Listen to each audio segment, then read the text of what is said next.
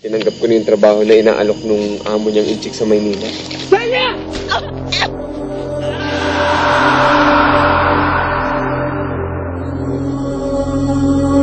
Kailangan ba talaga natin pumunta ng Morsha? Dumaan kayo sa Kabitongan.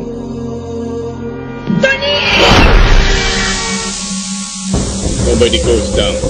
We'll take care of this. Nasaan ba kami? Nasa Kabitungan kayo. Taklola! Tulungan niyo ako! Hello, Tony! Hindi kita maintindihan. Nasaan kayo? Ano na sarili mo? You protect this family, no matter what happens. Hindi po magandang manatili kayo ngayon dito. Kung gusto nyo, dun po muna kayo sa bahay pumuloy. May kinukwento sa akin dati ng lola ko. Ano nag-last supper daw si Jesus, si Judas nag-last supper din mag-isa. Kumain daw siya ng laman at uminom ng dugo ng tao.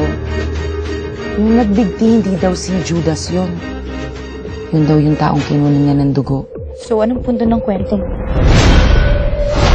Na yung mga aswang, parang vampirang askal. Magiging masarap ang kainan mamaya. Lumayan niyo siya!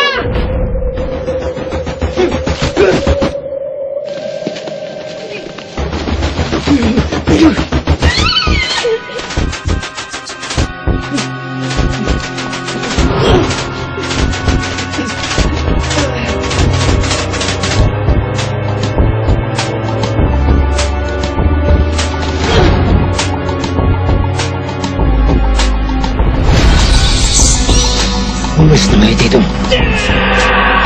May panganib na darating. Malapit na.